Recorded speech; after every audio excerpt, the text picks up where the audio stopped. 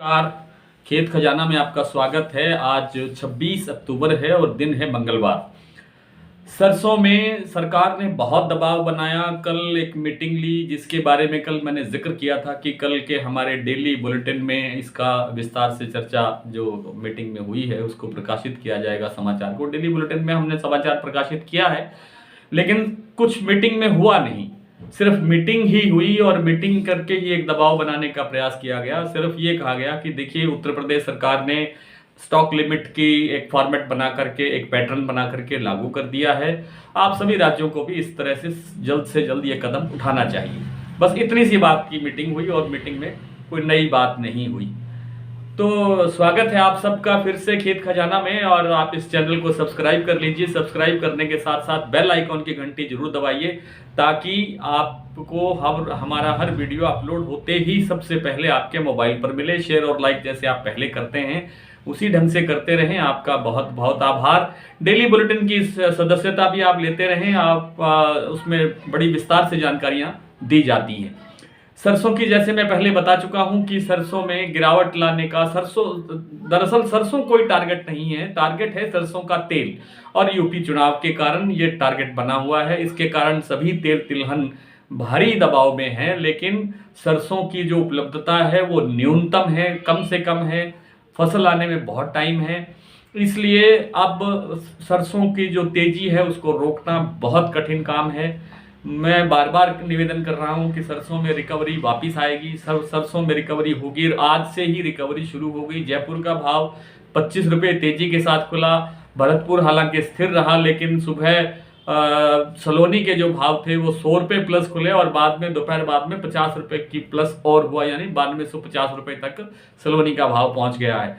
तो भयभीत होने की, डरने की जरूरत नहीं है। सरसों अपना जो एक एम लेकर के चल रही है, यानी एक टारगेट लेकर के जो चला जा रहा है, उस टारगेट को अवश्य सरसों छूने की कोशिश करेगी। दीपावली के 2 दिन पहले कह लीजिए या 4 दिन बाद में कह लीजिए।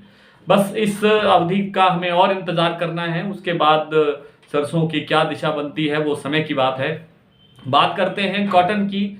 कॉटन में आज देखिए, सीसीआई ने अपना जो कॉटन बेचने का जो टेंडर निकाला है उसमें आज फिर 500 रुपये की बढ़ोतरी की है प्रति कैंडी, और कल उन्होंने भाव में बढ़ाया था 1000 रुपया। यानी सीसीआई को, भारतीय कपास निगम जो अपनी कपास बेच रहा है, उसको अंतर्राष्ट्रीय मांग देखते हुए अपने भाव बढ़ा करके बेचना पड़ रहा है, यानी उसको फायदा मिल रहा है। और इसका जो असर है वो सीधा सीधा मंडियों पर आता है। देश की मंडियों में इस समय जो भाव है, राजस्थान की विशेष रूप से मैं मंडियों की बात करूं तो 9000 के घर छू रही है, 9000 के लेवल देख रही है लगभग हर मंडियां। 8500 से नीचे तो शायद ही किसी मंडी में भाव हो। और पंजाब की कुछ मंडियों में 84-8500 के भाव देखे जा रहे हैं, और आने वाले दिनों में यहाँ भी सुधार होगा। ये नरमा मुझे लगता है कि दिवाली के कुछ दिन बाद में ही 9000 को पार करके फिर हमें रोजाना इस बात पर चर्चा करनी पड़ेगी कि आज 9200 के भाव है, आज 9500 का भाव है, और दिवाली पे शायद और थोड़ा आगे बढ़ जाए। बात करते हैं ग्वार की। तो ग्वार आज रायसिंह नगर हनुमानगढ़ मंडी के गंगानगर मंडी का एक हिस्सा है, गंगानगर जिले का एक हिस्सा है, वहां पर आज ग्वार बिका है करीब 6900 कुछ रुपए, यानी 7000 के घरों में ग्वार पहुंच गया है। और जल्द ही ये 7000 के घर क्रॉस करके, दिवाली में अभी लगभग 1 सप्ताह बाकी है, और 1 सप्ताह के अंदर ये प्रतिदिन 100 रुपये का हिसाब भी करें तो 7700 रुपये के आसपास पहुंच सकता है।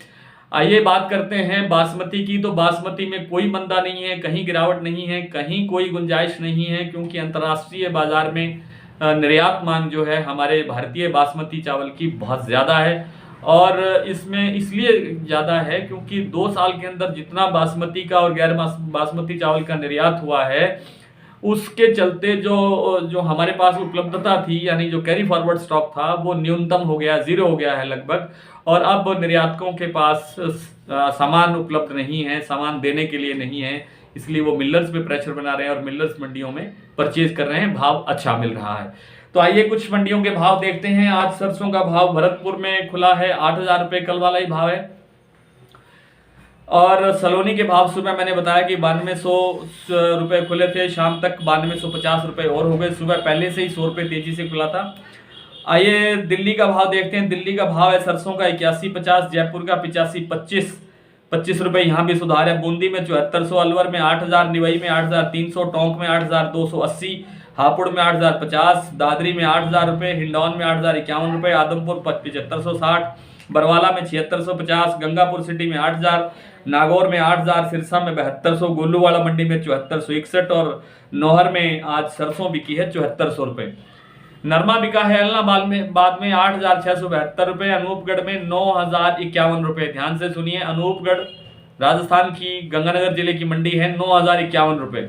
सिरसा में 8600 रुपये, चरखी दादरी में 8500 रुपये, विजयनगर में 8900 रुपये, गंगानगर में 8998 रुपये यानी 9000 रुपये, राय सिंह नगर में 8790 रुपये, मोड़ मंडी पंजाब में 8300 रुपये, आदमपुर में 8700 रुपये, हनुमानगढ़ में 8790 रुपये, नौहर में 8700 रुपये।